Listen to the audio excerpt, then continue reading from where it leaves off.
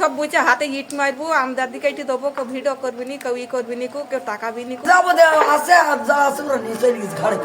এরা এত বড় বড় রড নিয়ে এসেছিল, এসে প্রথমে এসে তালা ভাঙলো, আর কয়েক সাইডে পাশের ওপর দিয়ে আসলো, আর কয়েক সাইডে জানলা ভাঙলো।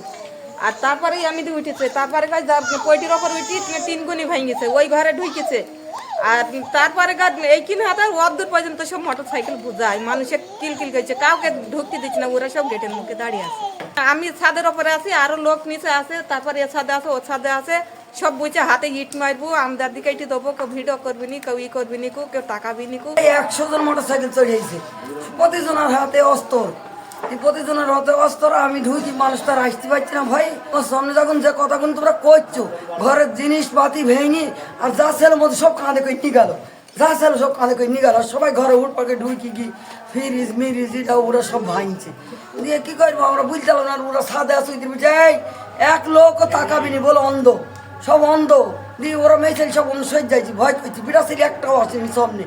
ওরা ঝটপট গেছি, পাশের দিয়ে পড়ি, তোমার গেটটা তালা দিয়ে আসল, তালা ভাঙলু, এ ঘর তালা ভাঙলু, এ ঘর তালা ভাঙলু, তোমার মোটর ভাঙলু, ফ্রিজ ভাঙলু, মানে যাবো আসে আর যা আছে ওরা নিয়ে চলে গেছে ঘাড়ে করে। খালিগার লোকজনের সাথে আমাদের জমি নিয়ে ঝামেলা হয়। কোর্টে একবার আমাকে মেরেছে, সেই মায়ের চিকিৎসা করতে গিয়ে হাসপাতালে গেলাম, সেই হাসপাতালেও আমাকে মেরে ফেলছিল। মরা ঘর থেকে আমি ঘুরে এসেছি ঢাকা, রাজশাহী, কুষ্টিয়ায় গিয়ে আমি সেই চিকিৎসা নিয়ে বাড়ি এসেছি। এই নিয়ে আজকে দুপুরবেলায় আমার ছেলের সাথে দুই পার্টির মারামারি হয়। সেই মারামারি পরিপ্রেক্ষিতে আজ এসি বিকালবেলায় আমাদের বাড়ি ঘর ভাঙচুর করি সব শেষ করে দিয়েছে।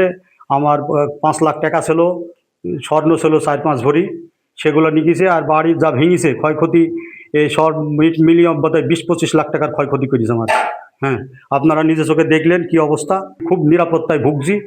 আমি চাই এর সঠিক তদন্ত করি, সঠিক বিচার যাতে আমি পাই, আমি তার জন্যই সরকারের প্রতি আবেদন করছি। ওরা ভাড়া করা কিছু সন্ত্রাসী নিয়েছি, প্রায় 40-50 জন। এই আমদা আলার আরও সব আরও অস্ত্রপাতি দেখি আমি পাশের বাড়িতে লুকিয়ে পড়ি, ওরা এই অবস্থায় ভেঙেছে।